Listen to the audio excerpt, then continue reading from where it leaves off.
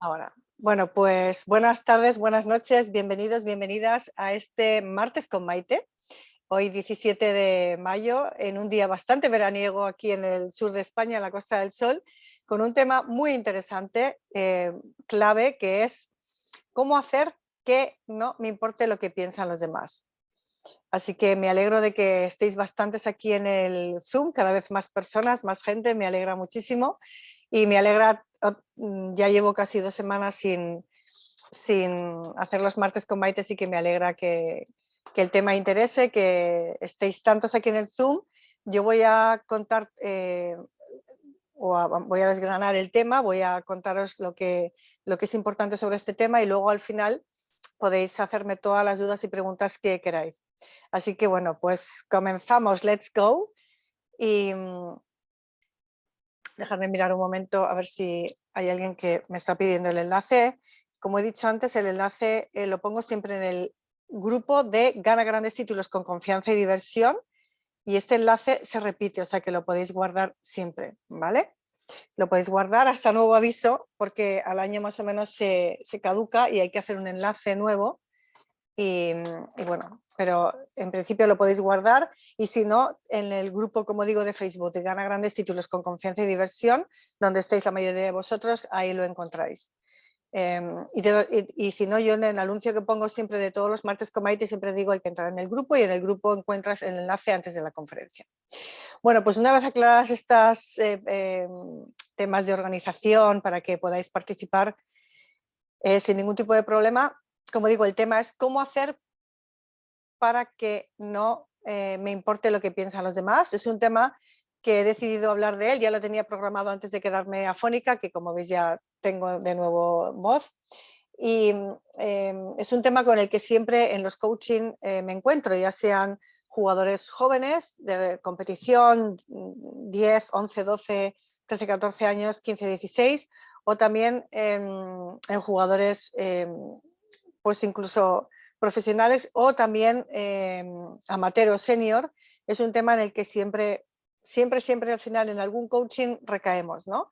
Con situaciones como que me da vergüenza hacer determinadas cosas, o no me gusta la crítica, o me bloqueo, o tengo miedo a las expectativas, o situaciones en las que a lo mejor te enfadas en sobremanera y tienes la sensación de que has perdido los papeles, y esa sensación de que en el momento estás con la emoción, estás en caliente, pero luego dices, pero madre mía, cómo he podido perder el control de esa manera? Acordémonos de la situación de Zverev en Acapulco, que estuvo además Rossi, bienvenida también Rossi, y donde Zverev dio golpes a la silla del juez, del árbitro, y les pusieron del torneo. Luego él pidió públicamente disculpas y bueno, pues hay muchas situaciones en las que eh, nos importa lo que, o perdemos los papeles y luego en un segundo paso nos da como una vergüenza o hemos hecho el ridículo, pensamos tierra trágame, pero ¿qué he hecho? Y muchas veces no hacemos cosas que nos gustaría eh, porque nos importa lo que piensan los demás. Y aquí hay distintos miedos detrás de ello que quiero que veamos para poder quitar el problema de raíz. Ya sabes que este es otro de mis mantras. Uno es hay que cumplir todas las condiciones para tener un resultado. El otro mantra es quitar el problema de raíz. Es decir, ver con qué intención o con qué finalidad nos comportamos de una manera y no de otra. ¿Por qué? Porque cuando somos conscientes, y esta es quizás una de las herramientas más importantes que ofrece mi coaching, cuando tú te haces consciente de lo que haces y para qué lo haces, al hacerte consciente puedes elegir, puedes tomar una nueva elección, y eso puede cambiar el transcurso de tu vida. ¿Por qué? Lo voy a explicar con un ejemplo muy fácil. Cuando a un niño pequeño le dices no toques la placa de la cocina porque te quemas, muchas veces la información que le damos no sirve. Hay niños que a pesar de que se lo digas o les avises, puede ser la placa de la cocina, puede ser no te vayas por allí, o puede ser cualquier cosa que tú digas, lo hacen a pesar de tener la información, como hacemos también los adultos, que a pesar de tener la información, seguimos haciendo cosas que sabemos que no funcionan. Por ejemplo, sabemos que si sales a tomar el sol sin crema protectora te quemas. Aún así, muchas veces salimos sin crema protectora.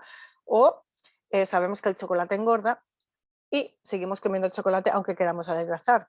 Yo tengo que confesar hoy un pecado.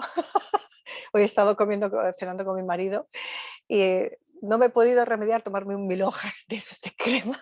Soy una fanática a los ganchitos y a la 1000 hoja, o estoy confesando pecados. La 1000 hojas de crema me encanta. Y ahora estoy haciendo, bueno, he ido a un médico, un dietista, y hemos descubierto que tengo determinadas alergias, bueno, no alergias externas, pero sí alergias que influyen, o sea, quiero decir, intolerancia a ciertos alimentos que me hacen inflarme mucho. Y uno de ellos son los dulces, porque tienen huevo, pero no me he podido remediar. Entonces, la información no siempre es el cambio. Entonces, es importante, vuelvo al ejemplo, cuando tú ese niño, o incluso de adulto, sabes que esto no te viene bien, aún así, el niño lo toca y dice, uy, hace la experiencia de que se quema. Esos son como dos pasos de los ejemplos que he puesto. El primero es cuando no tienes la experiencia y aunque tengas la información tienes que hacer la experiencia, porque al hacer la experiencia te haces consciente de que es cierto, esto quema, tienes la experiencia de que quema, de que hace daño, entonces ya eres consciente y puedes tomar una nueva elección. Ese es el ejemplo que os había puesto. Luego ya viene el caso de lo mío, de sabiendo y ya teniendo la experiencia de que comiendo determinadas cosas aún así no te sientan bien, sigas haciendo cosas que sabes que no funcionan. Y ahí eso nos pasa a todos. Seguir haciendo cosas aún siendo consciente, como ir a tomar el sol sabiendo que si no te pones crema te quemas, y aún así lo haces. Interesante es investigar para qué lo sigues haciendo, qué beneficio tienes. O sea, como veis hay como dos vertientes. Una es que no tienes la experiencia y la tienes que hacer para poder ser consciente, y esa conciencia te hace poder tomar una elección completamente nueva porque ya tienes la experiencia, y eso es parte importante de mi coaching, que no tienes necesariamente que hacer la experiencia o pasar un mal momento, sino que simplemente te haces consciente y puedes elegir. Espero que lo haya explicado claro. Y la otra es cuando aún sigues haciendo cosas que no funcionan, ¿cómo puedes cambiarlo? ¿Qué te impide cambiarlo? ¿Vale? La una es hacerte consciente para poder tomar decisiones completamente nuevas que te cambian en una dirección completamente distinta y puedes tener resultados completamente nuevos y distintos. Y la otra es cuando tienes determinada información y experiencia y aún así sigues haciendo lo que no funciona. Y todos tenemos algo de eso, más grande o más pequeño, pero todos. Si estás consciente de lo que haces y para qué lo haces, y ves que hay esos patrones interesantes, como ya algunos que me conocéis, siempre repito que a mí me apasiona saber por qué o para qué hacemos las personas cosas que no funcionan y por qué y para qué hacemos cosas que no funcionan. Bueno, una vez esta introducción, volvemos a encajar lo que es el tema, que es cómo hacer para que no me importe lo que piensan los demás. Porque la pregunta que va detrás de esto, y por eso la conferencia va enfocada a que os hagáis más conscientes de para qué hacemos esto, para qué hacemos cosas que piensan los demás, por qué me importa o para qué me importa lo que piensan los demás, y por qué yo me encorseto en cosas que creo que, o no hago lo que yo quiero porque me encorseto en que hago cosas para agradar a los demás o para no desagradarles. Entonces es importante encajar el tema en este punto. O sea, la pregunta sería, ¿por qué me importa lo que piensan los demás? Y al hacerte consciente de lo que hay detrás de esto, puedes cambiarlo, puedes tomar una elección nueva. Y detrás de, si quieres hacer, o sea, si quieres dejar de hacer cosas que piensas que lo haces por la opinión de los demás, lo que va detrás de eso es, ¿por qué me importa realmente lo que piensan los demás? ¿Por qué a las personas nos importa lo que piensan los demás? En distintos aspectos. Y el que dice, bueno, a mí no me importa tanto lo que piensan los demás, pero muchas veces sí hacemos cosas que las personas, a lo mejor no todos los demás, pero a lo mejor a las personas que queremos, como nuestra pareja, nuestro marido, nuestra mujer, nuestro esposo, esposa, nuestros hijos, los hijos, los padres, o tu profesor, o tu entrenador, o lo entrenador, sus jugadores, o en el trabajo tu jefe, o tus compañeros de trabajo, o en el colegio tus compañeros, o si eres autónomo o empresario, tus clientes, etcétera, etcétera. Siempre vas a encontrar un momento en el que te vas a ver que al final estás haciendo cosas porque en el fondo, en el fondo, en el fondo, sí te importa lo que piensan los demás o cómo reaccionen los demás. Y aquí hay 3 miedos de fondo. El miedo más arcaico es el miedo al rechazo. ¿Por qué me importa lo que piensan los demás?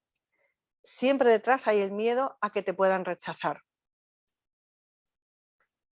Y el miedo al ridículo es también el miedo a que al final te rechacen. ¿Y por qué tenemos ese miedo al rechazo? Que es un miedo que tenemos la mayoría, a nivel nuclear, es un miedo que tenemos todos. Miedo a tener mala fama o simplemente a que te rechacen, a que te excluyan. ¿Por qué? Porque antes, vamos a decir, muy antes en la prehistoria, si un animal o una persona era separada del grupo, en el mundo salvaje, era muy difícil, o es muy difícil, ahora no, pero antes, muy difícil sobrevivir solo. O sea, cuando un grupo separa a un animal, ese animal es mucho más vulnerable a ser pues, liquidado por un depredador, vamos a decirlo así, que si está en el grupo, porque el grupo protege. O sea, tiene muchísimas menos posibilidades de sobrevivir solo.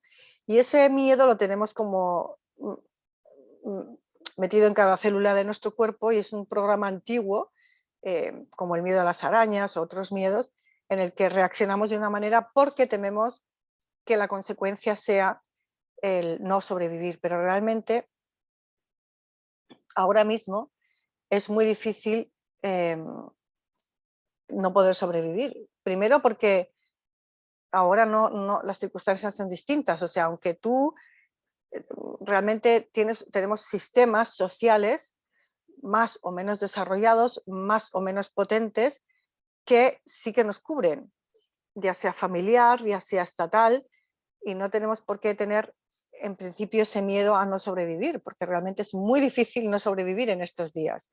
Incluso si no trabajas, si no haces nada, hay instituciones que te dan de comer gratis, hay comedores ya sean del Estado o de organizaciones altruistas o religiosas de cualquier tipo, que no te dejan solo, tendrás un techo y puedes comer. Que luego que no te gusten las condiciones en las que vives, eso es otra historia, pero morirte de hambre y de sed es imposible. Entonces, este miedo al rechazo es muy arcaico y por no querer ser rechazados, muchas veces hacemos lo que pensamos que los demás esperan de nosotros o si nos importa la opinión de los demás porque no queremos sentirnos rechazados o excluidos. Ese es uno de los miedos. Vosotros me vais diciendo si tiene, al final, si queréis en el turno de preguntas, si os identificáis con alguno de estos. Luego también otro miedo es el miedo a la crítica o incluso a que haya un comentario que me hiera, que me haga daño. O sea, no queremos que alguien diga algo que nos puede sentar mal o sí, que tengamos la sensación de que nos han tocado algo que no nos gusta o que nos hieran. El miedo a que me hieran o me hagan daño.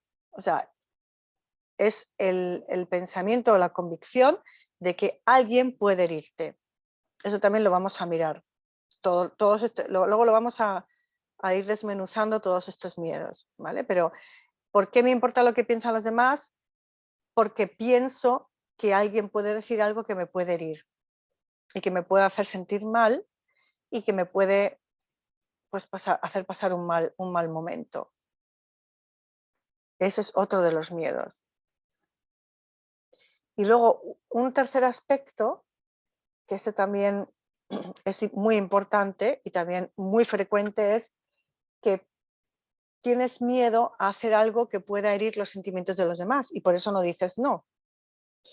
O no pones límites, o no dices tu verdad, porque dices, si yo digo esto, esta persona se va a sentir realmente mal o puede incluso crear un conflicto o un problema y pues puedo herir los sentimientos de los demás y para no hacerlo, mejor me amoldo y no digo que no, o no pongo límites, o no digo mi verdad, lo que yo realmente pienso. Y esos son principalmente los 3 factores que te hacen que sí te importe lo que piensan los demás.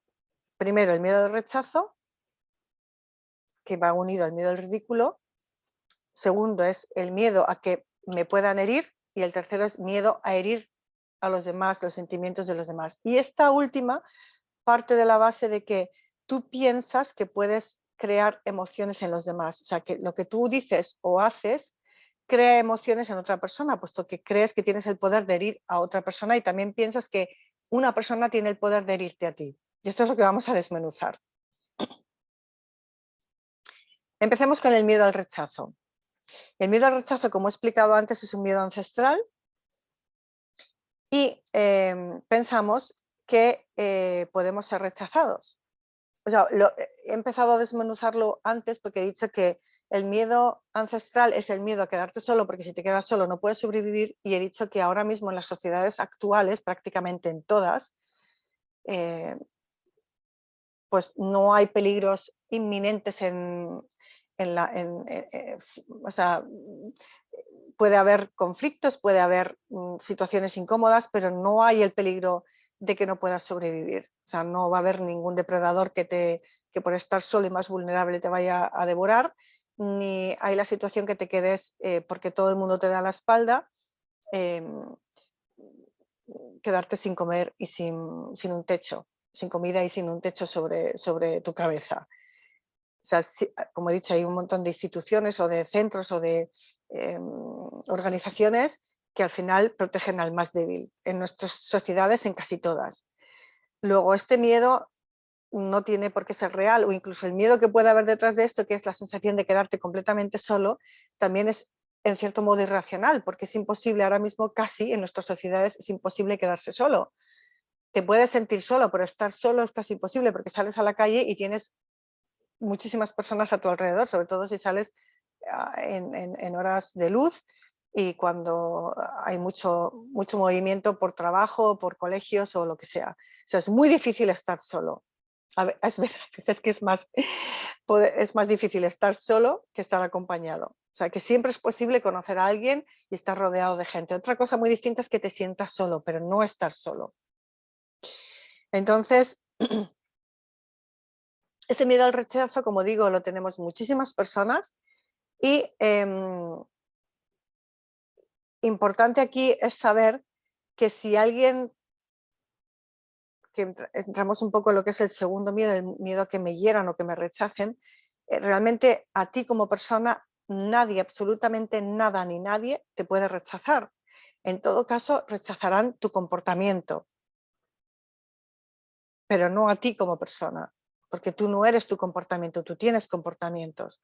Entonces, podrán rechazar lo que dices, lo que haces, podrán rechazar tus resultados, pero como tú no eres, podrán rechazar tu cuerpo, podrán rechazar tus emociones, pero como tú no eres ni tus resultados, sino que tienes resultados, tú no eres tu cuerpo, sino que tienes un cuerpo, tú no eres tus comportamientos, sino que tienes comportamientos, y tú no eres tus pensamientos, sino que tienes pensamientos, ni eres tus emociones, sino que tienes emociones, lo máximo que pueden rechazar no es a ti como persona, sino tus pensamientos, tus emociones, tus comportamientos y tus resultados, pero eso no eres tú. Entonces es imposible rechazarte a ti, pero bueno, lo iremos viendo poco a poco a lo largo de esta conferencia. Hasta ahora es importante que veas que ni tú puedes rechazar a los demás, podrás rechazar su comportamiento, lo que piensan, lo que sienten, cómo se comportan, sus resultados, pero nunca a la persona. La persona es imposible rechazarla. Solamente si la identificas con sus comportamientos, sus emociones, sus pensamientos y sus resultados. Entonces sí pensarás teóricamente que la estás rechazando. Eso es importante. Entonces, eso por un punto, por una parte. O sea, es un miedo ancestral. Puedes rechazar el comportamiento, los pensamientos, emociones y resultados de otra persona, pero no a la persona en sí o el ser. Y además, también es importante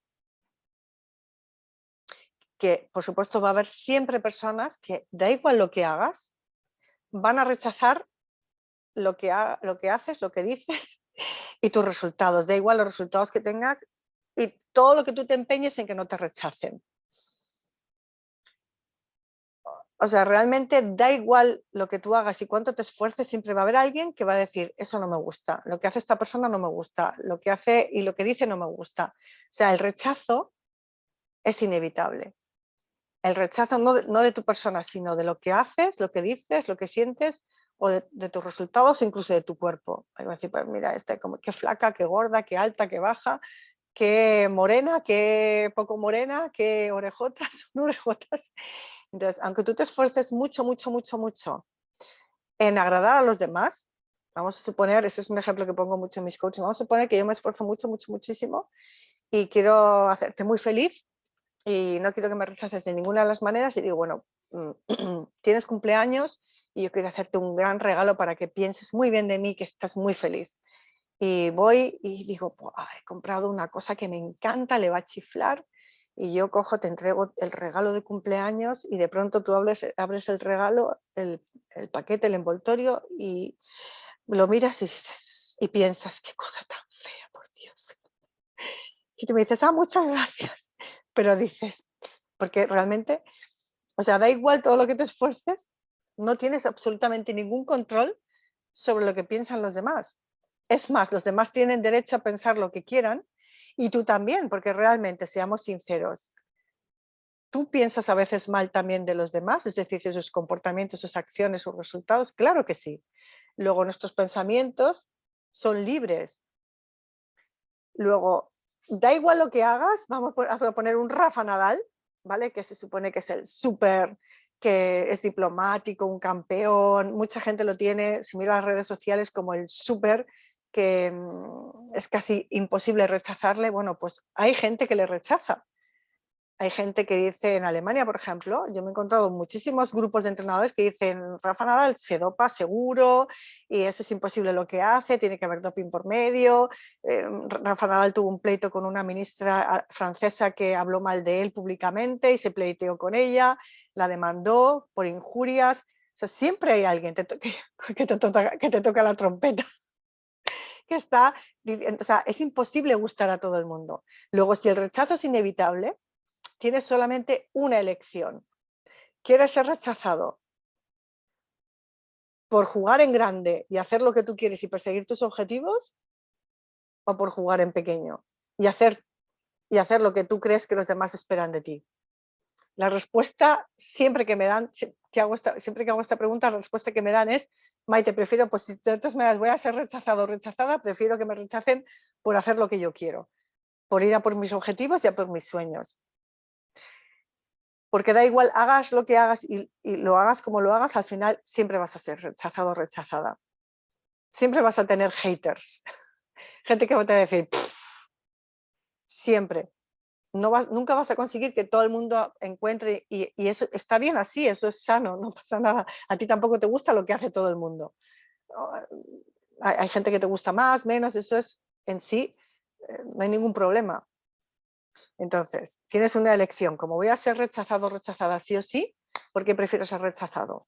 Entonces, este miedo al rechazo es un miedo ancestral que tiene una funcionalidad, pero que su función ha perdido sentido en el día de hoy.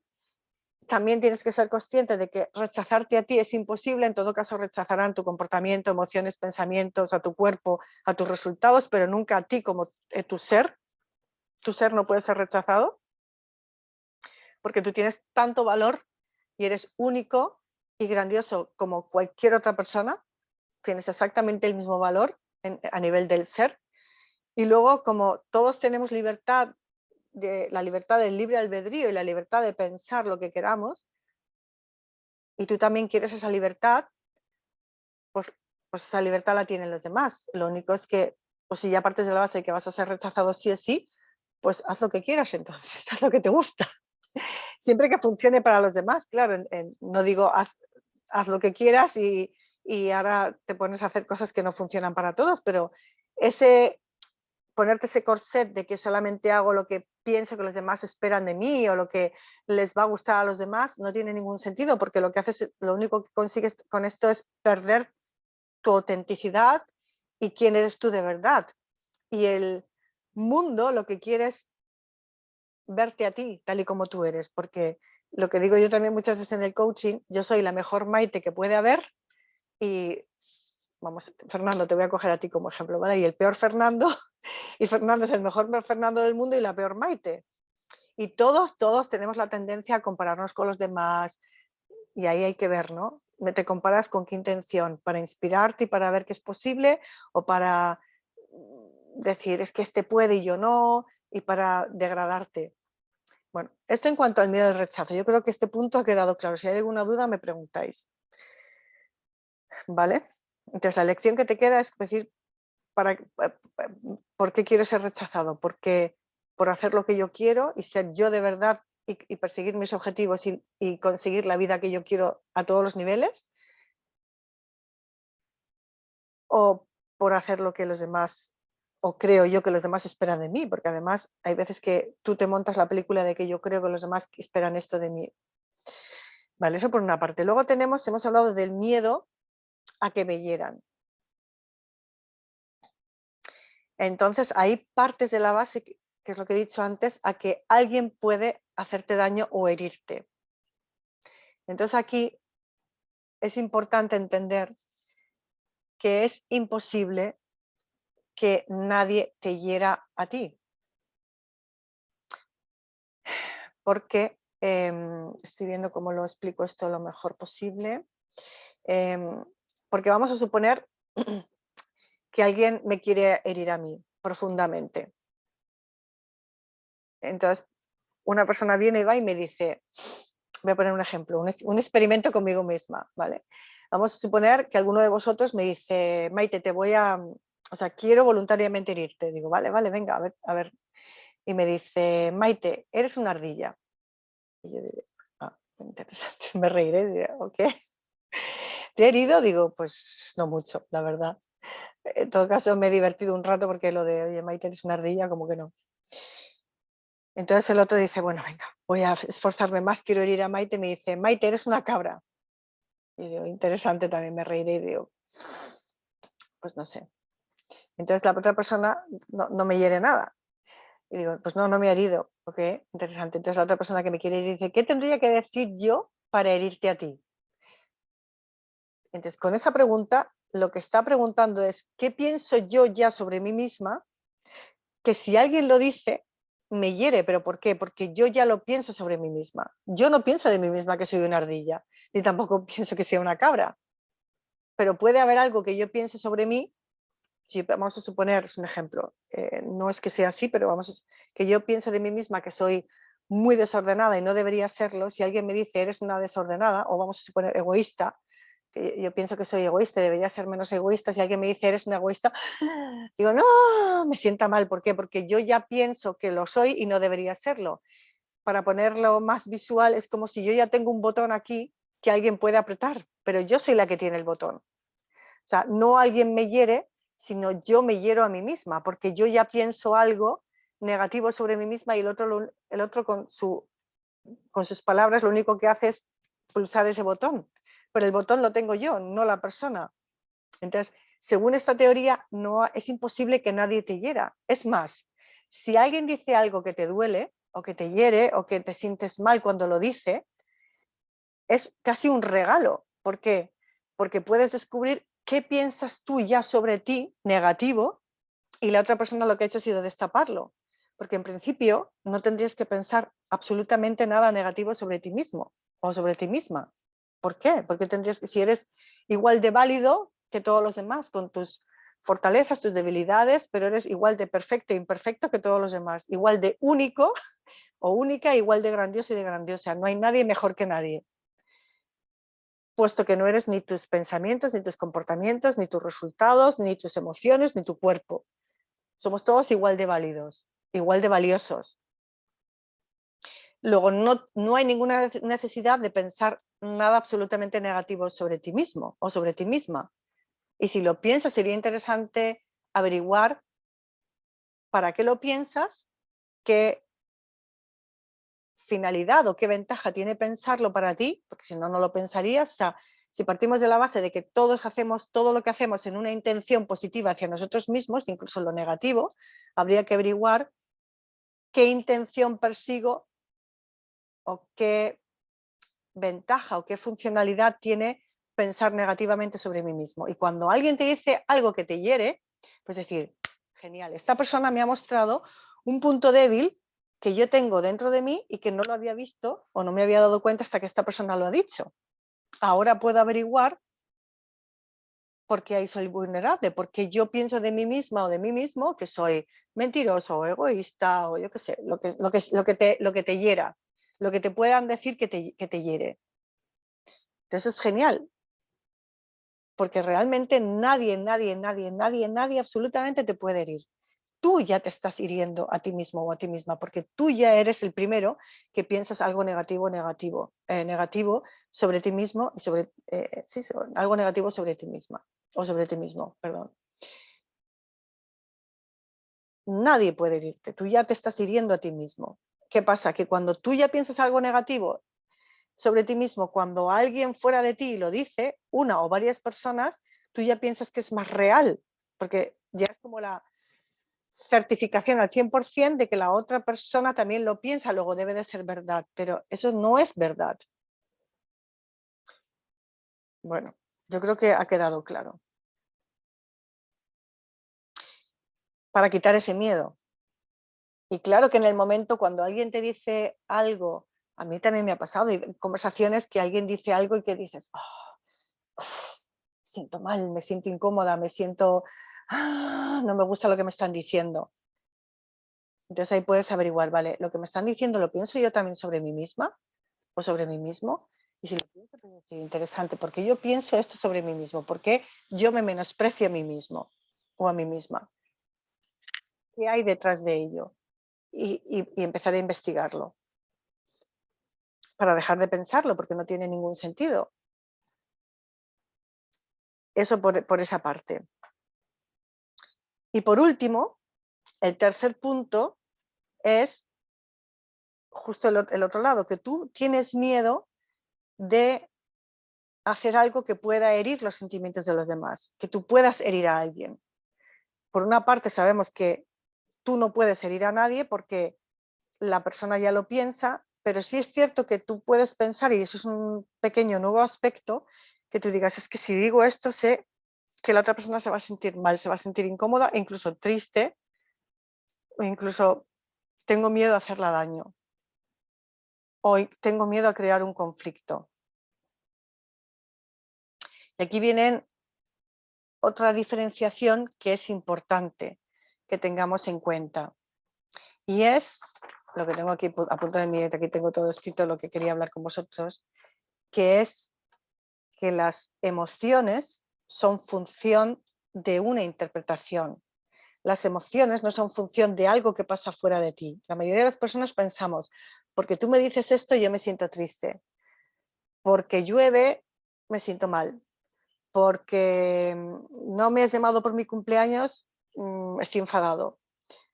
Porque cualquier cosa, pensamos que las emociones, porque he perdido este punto, este partido, estoy frustrada. Porque tengo malos resultados, o sea, algo siempre externo a ti, crees que te crea sentimientos, pero no es verdad que nada, ni nadie, ni personas, ni situaciones te puedan crear sentimientos o emociones. Las emociones y los sentimientos los creas tú con tu propia interpretación. Y ese es el modelo ABC que yo ya creo que tengo una herramienta mental, no sé si la he contado ya o vendrán. Los que trabajáis conmigo ya lo habéis escuchado más veces, pero es bastante importante esta fórmula porque si, ahora lo explicaré un poquito más detalladamente, si tú piensas que hay un acontecimiento activador, vamos a llamarlo A, acontecimiento activador, como por ejemplo, la A es hago errores tontos en un partido, vamos a poner error, el hacer un error o jugar mal en un partido me lleva a tener la emoción C de enfado. O sea, pienso que jugar mal o hacer errores me lleva a la emoción de enfado. Pero ahora tenemos que preguntarnos, ¿hay gente que juega mal o hace errores y no se enfada? También. ¿Hay gente que juega bien y se enfada? También. O sea, hay gente que juega,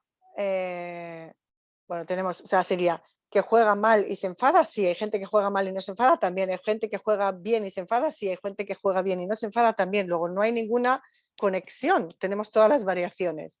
No hay ninguna causalidad, pero nosotros sí pensamos que hay un acontecimiento activador A que me lleva a tener una emoción, que es el enfado. Pensamos que A es igual a C, pero por lógica, si A me llevase automáticamente a C, quiere decir que si hay un estímulo, o sea, un acontecimiento activador que me crea emociones, como algo que me dice alguien, entonces tendríamos que pensar que siempre que hace sol, tendríamos que estar todos felices. Y no es así.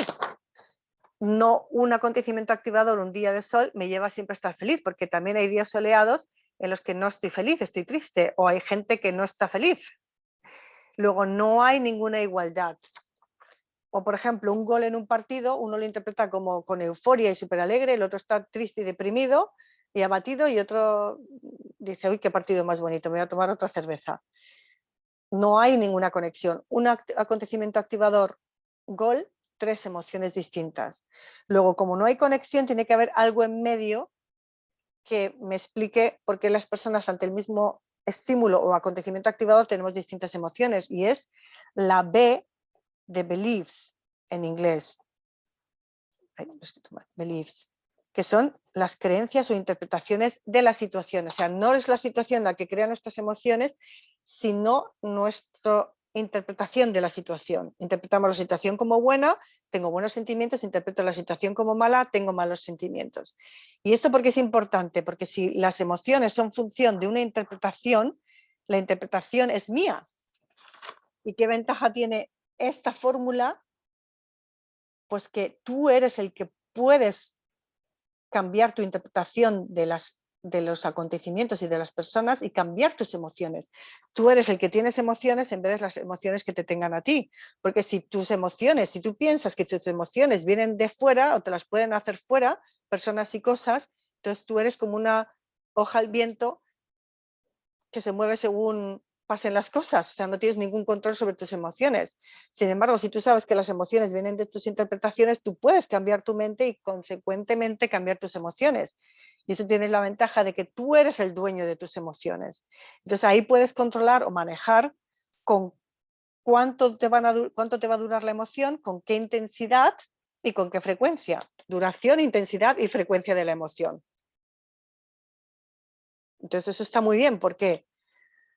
Porque, para decirlo así de forma aplacativa, nada ni nadie puede hacerte emociones a ti, y tú no puedes hacer a nadie emociones.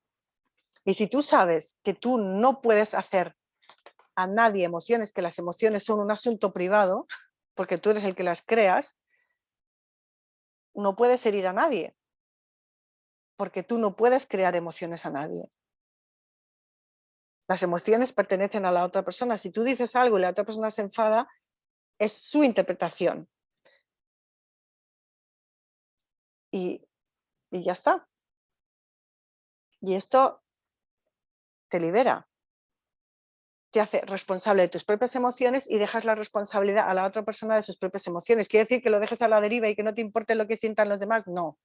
Por supuesto que puedes decir, siento que lo que he dicho te siente mal, no era mi intención que te sientas mal o que te enfades, pero sabes que es responsable esa persona de sus propias emociones. Puedes preguntarle, te puedo ayudar en algo. Entonces cada uno es adulto y responsable de su propio campo y la comunicación es completamente distinta.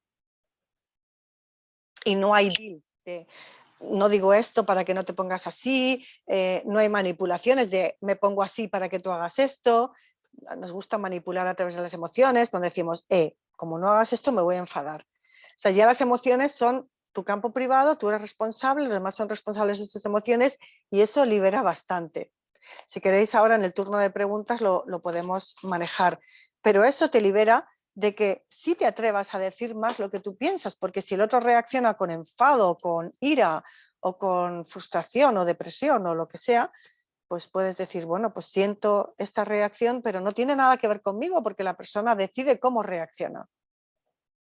Puedo atenderla, puedo decir que lo siento, puedo ver si necesita algo, pero realmente yo no puedo herir a nadie, así como nadie me puede herir a mí.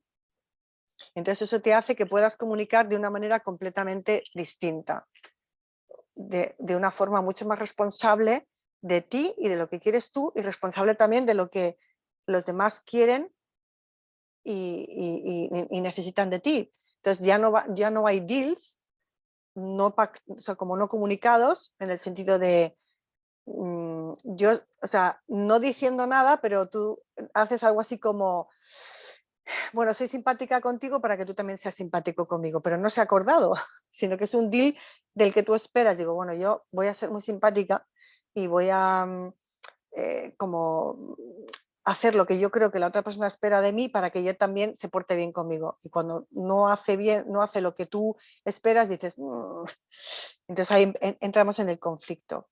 Y luego el último punto, antes de empezar con el turno de preguntas, el conflicto, o sea, porque me consta de muchos coaching a los que asisto o que en los que yo hago, que muchas veces evitamos, o hay personas que no, pero hay otras personas que dices que yo quiero crear armonía. Hace poco escuchaba un coaching, ya sabéis que estoy en un grupo alemán de coaching,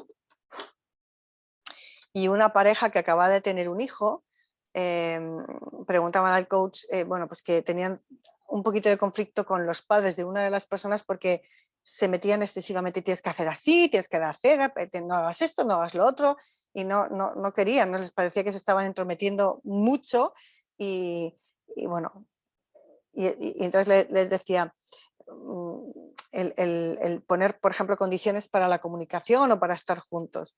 Y decía una de las personas, uno de la pareja decía, pero es que yo tengo una necesidad de armonía, y le preguntaba el coach, ¿tu armonía o la armonía de ellos?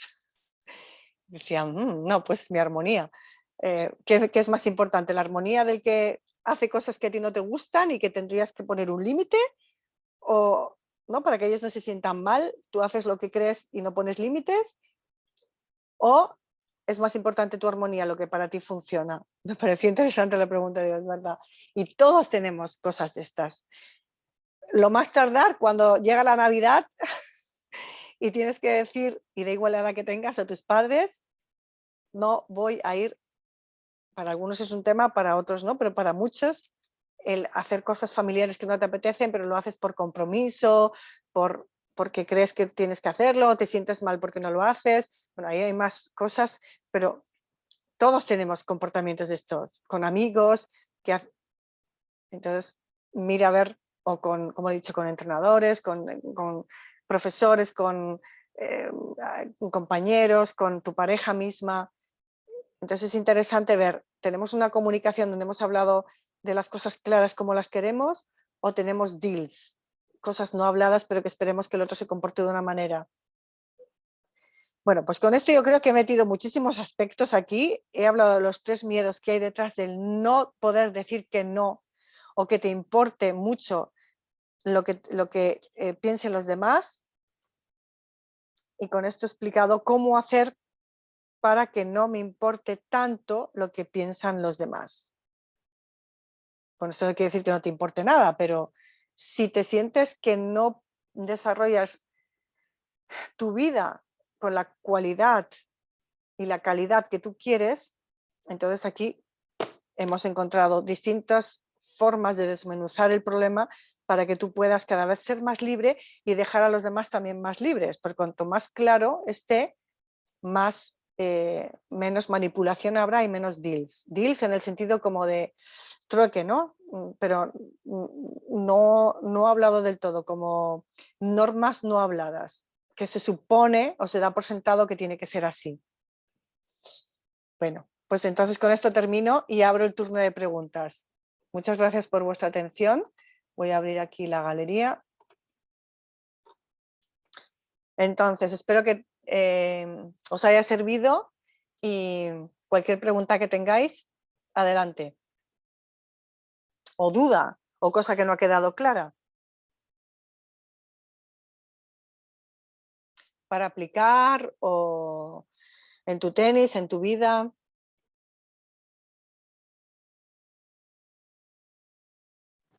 A mí me ha quedado muy claro, Maite, lo has explicado muy bien. Ok, Bueno, para mí. me alegro, Amaya.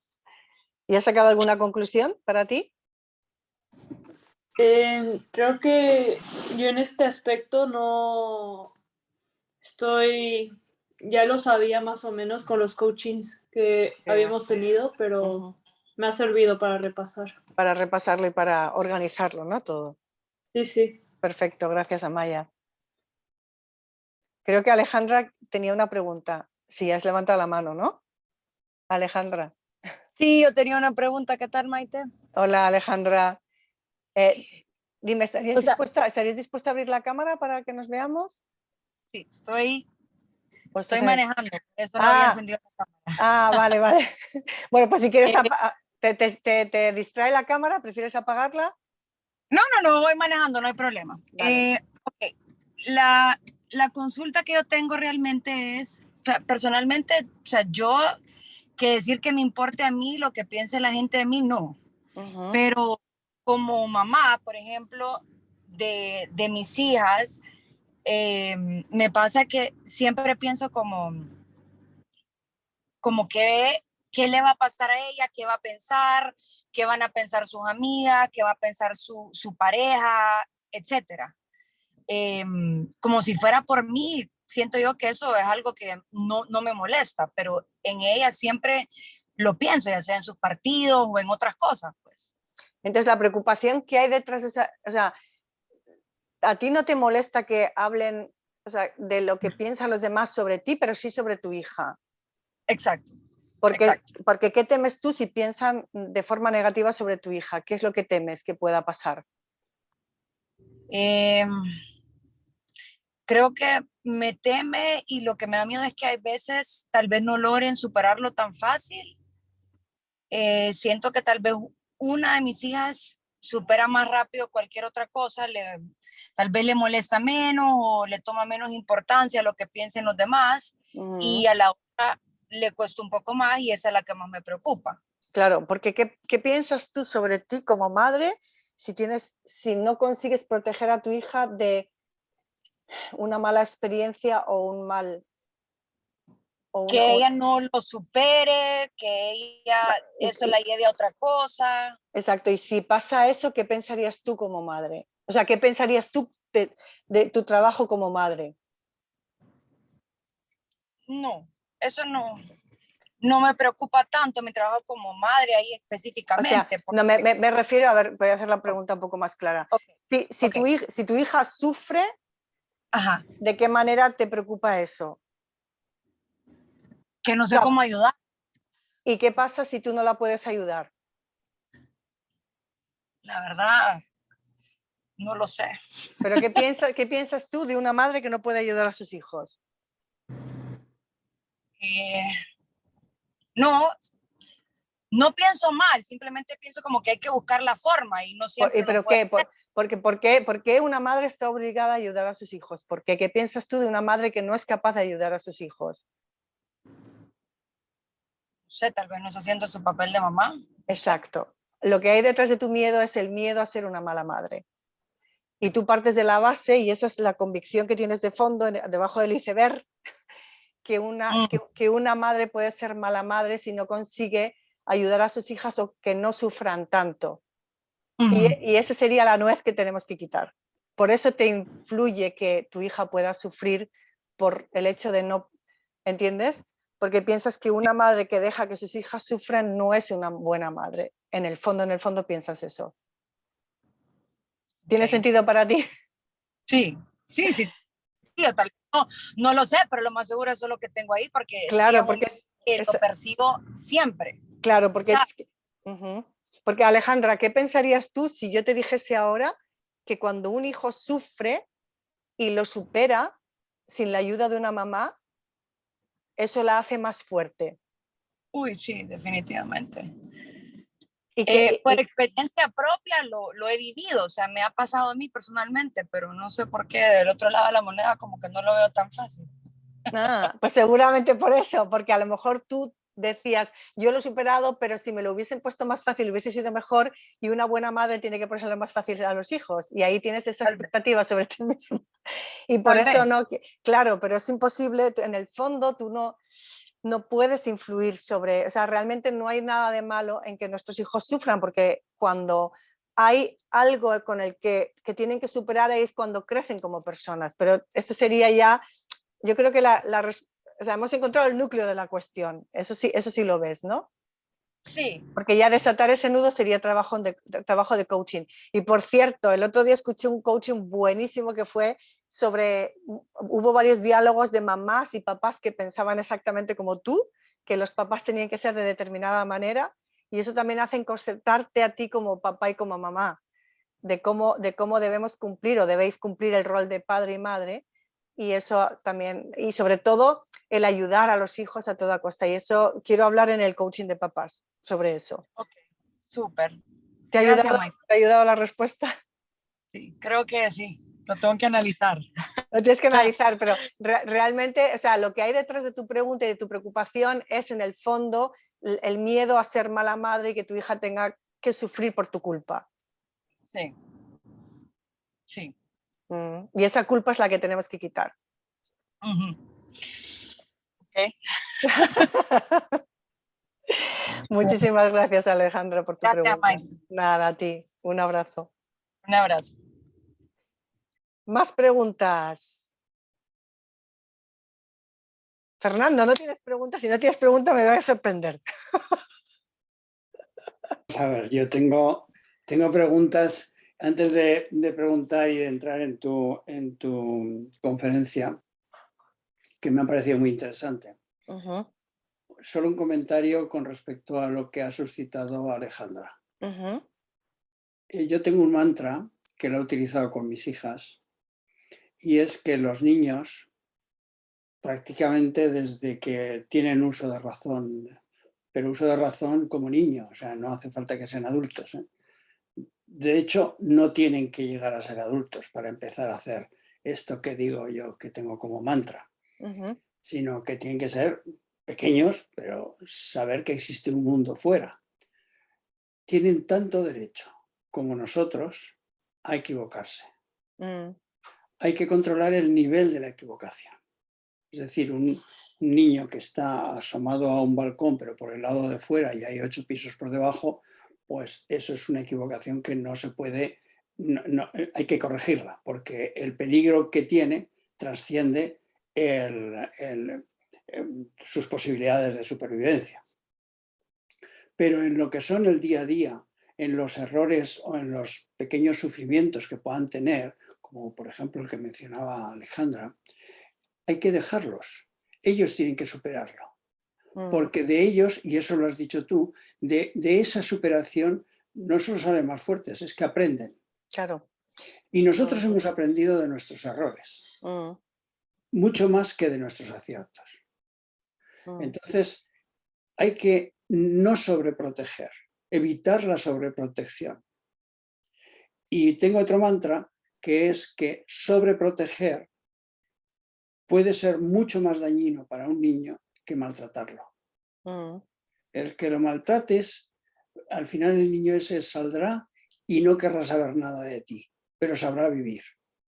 Si sobreproteges, le cortas las alas y no le dejas aprender a vivir. Por lo tanto, cuando tú ya no estás para seguir sobreprotegiendo, ese niño queda indefenso.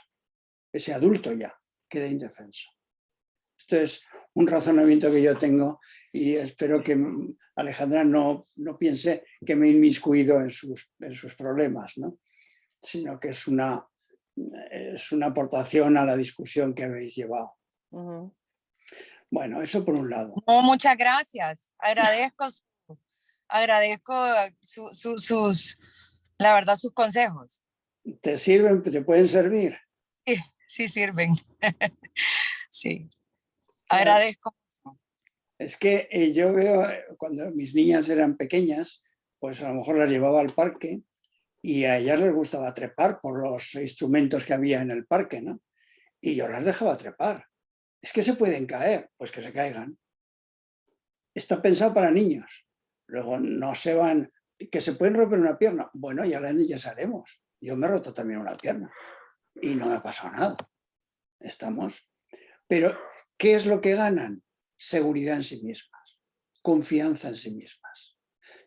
Veía yo mamás o abuelitas o tías o tatas, en fin, lo que sea, que estaban cogiéndole y sujetando al niño para que subiera y tal, y luego cogiéndolo en brazos para bajarlo, y que a ese niño le han quitado su seguridad en sí mismo, ya no sabe depender de sí mismo, o no aprende a depender de sí mismo.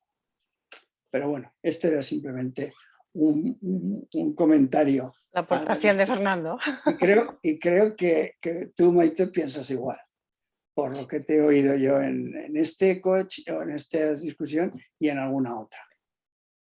Sí, hay más aspectos porque siempre al final realmente, o sea, ese es el aspecto de los padres y sobreprotegen o no sobreprotegen, pero al final el niño también tiene la responsabilidad de las conclusiones que saca y cómo, porque hay niños que son muy protegidos y luego también al final ellos pueden desarrollarse y hay niños que no están tan protegidos, o sea que entiéndeme lo que quiero, hay dos partes de responsabilidad, lo que hacen los padres y lo que los niños concluyen o los niños sacan. Entonces, o sea, hay como dos, porque muchas veces también hay diálogos en los que uno dice, es que mi madre me protegía mucho y por eso me pasa esto, y hay otro, es que mi madre no me protegía nada y por eso me pasa esto, pero realmente no hay luego una consecuencia lógica.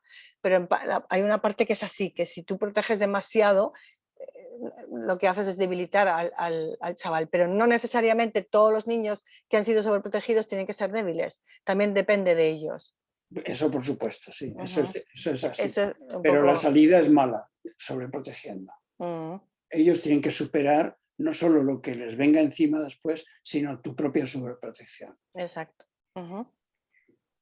Bueno, nada, de la charla me gusta mucho, me ha gustado cómo ha simplificado todo ese problema de tener miedo a lo que dirán y todo esto. El esquema es muy bueno, lo he tomado nota porque es muy interesante. Hay alguna cosa en la que yo no estoy muy de acuerdo y no quiero decir que no sea cierto lo que tú dices. Simplemente quiero decir que tal vez tiene gateras esa aseveración. No se pueden crear emociones en otra persona. Bueno, pues no es cierto. Hay una industria de las emociones. Hay una industria de las emociones. Precisamente hay mucha gente que vive creando emociones y gana buen dinero en ello. Desde cómicos, desde directores de cine, desde lo que sea. Y tenistas que saben crear emociones para su beneficio. Y son trucos que todos hemos visto. O es un truco de enfadar al contrario. Esa afirmación que haces te la voy a coger como guante blanco, como reto, y porque esa la quiero, ¿no? Porque es muy interesante eso. Oye, me encanta retarte. Sí, reto total, Fernando. El guante blanco te lo cojo y voy a hacer una conferencia donde voy porque es muy interesante lo que estás diciendo, porque realmente cuando yo hago cursos, y he hecho muchísimos, créeme, y es un poco como la pregunta, ¿se puede motivar a alguien? Y siempre está mezclado el sí, por supuesto, la mayoría dicen que sí, claro que puedo motivar a alguien, y alguno que dice no. Entonces es importante verlas. Entonces voy a coger, me está ocurriendo, la próxima vez que hago una conferencia voy a hacerla, ¿puedes motivar a alguien? y vamos a discutirlo desde un lado y desde el otro. Porque Me has realmente hecho feliz esta noche. esta noche con lo del reto, ¿no? Pues, Estoy viendo que Santiago tiene una pregunta, no sé si tú, Fernando, tienes una pregunta concreta o respondo a la de Santiago. era simplemente estos dos comentarios. A lo Entonces, que el había segundo dicho comentario me dejas hacer el reto. Exacto, sí, encantado. El guante blanco te lo cojo y hacemos día y hora Vale, para hacer el duelo. perfecto. No, yo, ¿cómo voy a competir contigo? No, sí, en teoría, no, sí es interesantísimo porque no se trata de tener razón, sino que hay distintos puntos de vista y distintas perspectivas que tienen distintas consecuencias. Eso es todo. No hay, o sea, realmente no hay. Yo con todo lo que digo no pretendo decir la verdad ni que digan, lo que dice Maite va a misa, sino que simplemente son puntos de vista que funcionan o no funcionan para determinadas experiencias y todo tiene consecuencias. Claro, pero esto tiene un matiz importante, porque el que yo no pueda crear emociones en otra persona forma parte de una tesis que tienes tú o que tú has expuesto para apantallarme a mí. Es decir, sí, para apantallar mi problema. ¿Qué es eso de apantallar? Pues poner una especie de barrera Okay. en donde, puesto que yo no puedo crear emociones en otra persona, tampoco otra persona puede crear emociones en mí. Por lo tanto, esa persona no me está hiriendo. Simplemente yo estoy interpretando. Si yo estoy interpretando, puedo dejar de interpretar. O interpretar de otra manera. Porque dejar de interpretar es difícil. No, es interpretar de otra manera. Es decir, ¿ves dónde está la barrera? ¿No? Es una barrera defensiva que parte precisamente de esta aseveración. No se pueden crear emociones en otra persona. Ahora, si yo puedo crear emociones y yo vivo de crear emociones, sí que creo emociones. Es muy interesante. La barrera se me ha hundido. Te cojo el guante. Vamos a desmenuzar ese tema porque es muy interesante. ¿Ok? Bueno, venga. Sigue con tu coaching o con tus consultas. Con mi consulta aquí. No te quiero romper la charla. De la señorita Pepis, venga, va. A ver, vamos a... No, porque Santiago, a ver... No, si no es romperla al final, al revés, la enriqueces, porque está bien, ¿no? El crear distintos... para eso están, ¿no? Los martes con Maite, para... De hecho, es más, es como un diálogo socrático. A ver, entonces voy a ver la pregunta de Santiago, a ver, que me la ha puesto en el chat. ¿Cómo superar el miedo a perder un partido? ¿Qué pasa cuando la emoción es autoinfringida y te afecta a ti directamente? La emoción de miedo, entiendo, ¿no, Santiago? ¿Quieres hacer la persona? ¿Estás ahí? ¿Puedes hablar? No sé, a lo mejor. Santiago, ¿puedes hablar? No sé si puede hablar. No sé si me escuchas, Santiago, ¿me escuchas? No, no funciona el micro. Vale. Bueno, pues te la contesto todo lo mejor que pueda, ¿vale? Sí, el miedo. Vale. A ver, ¿cómo superar el miedo a perder un partido? Esa es la primera. La primera, ¿qué pasa cuando la emoción del miedo es autoinfringida y te afecta a ti directamente? Claro, el miedo siempre te afecta. Entonces, el miedo a perder, ¿cómo superarlo? Es una pregunta bastante amplia. ¿Cómo superar el miedo a perder? Pues el miedo a perder, para decirlo así, ¡zas! Para eliminar el problema de raíz, es para superar el miedo a algo, tienes que aprobar el resultado que no quieres que aparezca. Porque el miedo, la emoción de miedo, siempre tiene que ver con que quieres evitar un escenario que no quieres de ninguna manera que ocurra. Entonces, lo que tú con el miedo a perder, lo que intentas controlar es justo el perder, porque no quieres perder de ninguna de las maneras.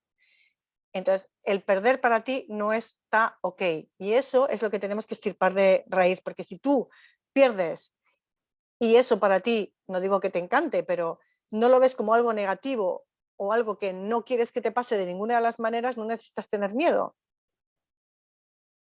O sea, la respuesta placativa es, para no tener miedo a algo tienes que aprobar, no digo que te guste, digo que tienes que asumir y aprobar que lo que quieres evitar puede ocurrir. Para ponerlo todavía más drástico, si a ti te da miedo a volar, tendrías que aceptar, exacto, más que aceptar, Santiago, aprobar, porque en algunos de mis marcos con Maite o coaching, yo diferencio entre aceptar, tolerar y asumir y aprobar.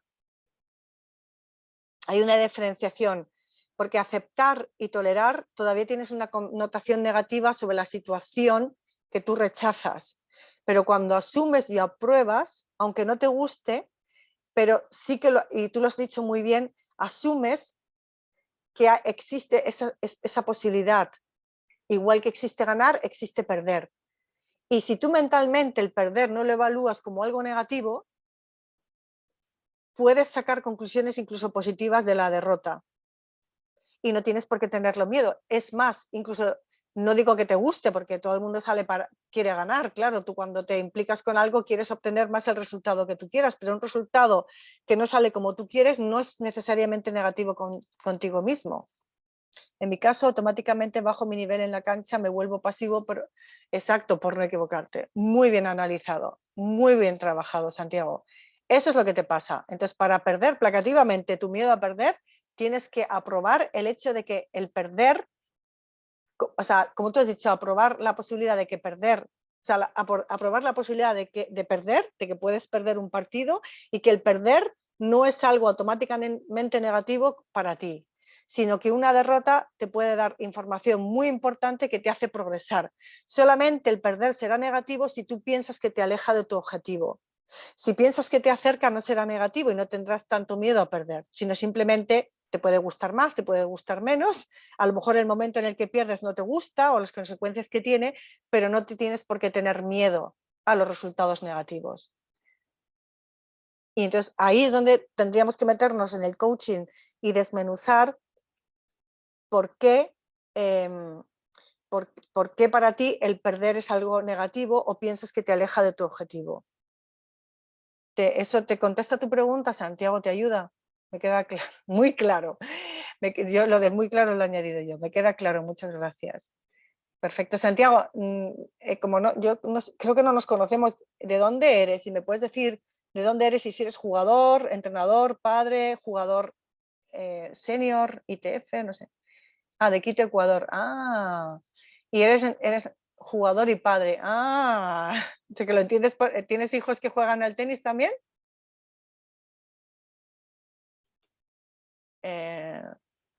A ver un momento, que me parece que Fernando ha dicho algo también. En mi caso, aumento el nivel de riesgo que puedo asumir. Ah, mira, interesante, Fernando.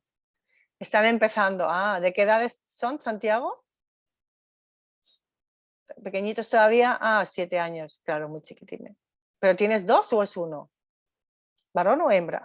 Yo ya te estoy haciendo aquí 1. Niño. Bueno, ya me he enterado de todo lo que me quería enterar. Muy bien. Bueno, pues me alegro, Santiago. Yo tengo 40. Te lo había preguntado, pero gracias por la información.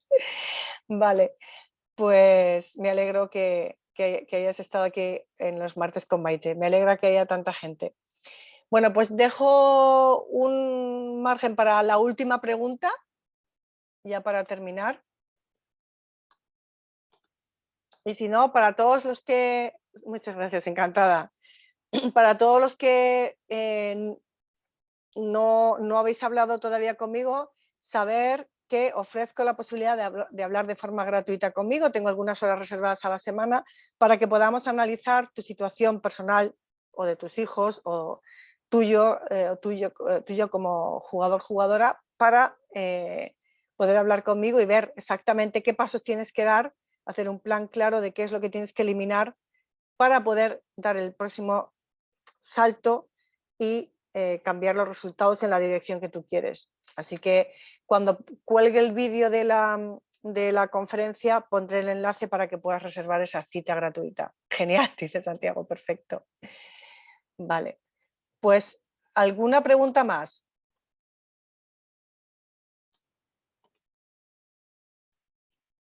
Bueno, yo tengo el guante ya cogido para Fernando, lo de que sí que puedes crear emociones en los demás y también motivar a los demás. Bueno, crear emociones o motivar, es un poco va en la misma dirección. Y por lo que veo, todos están felices.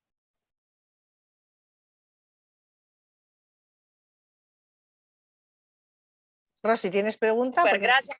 Alejandra, gracias. Gracias. Yo cojo el guante tuyo para el coaching de padres, que será el último jueves. ¿Vale? Y el que me quede afónica ya os diré cuándo lo recuperamos. Perfecto. Está Valentina Gracias. ahí. Hola, Valentina. Hola, guapísima. ¿Los llevas aquí al colegio ahora? Ahorita las acabo de recoger. Ah, los acabas de recoger, muy bien. Bueno, Sí. muy bien, muchas gracias. Chao, gracias. Chao. Rosy, ¿te quedó una pregunta? No. Vale, pues un gusto verte también. No, todo bien. Todo Gracias. bien. Vale. Bueno, pues entonces, como veo que no hay más preguntas, me despido hasta el siguiente martes. Para los que estéis conmigo en el coaching este jueves, Fernando, gracias a ti. Me alegro que os haya gustado la conferencia. Y el próximo martes nos toca turno de preguntas y respuestas y en 14 días haremos ese tema que me ha inspirado hoy Fernando con su aportación. Un abrazo. Chao, chao. Mucho éxito. Hasta la próxima. Adiós. Adiós, Amaya. Chao, chao.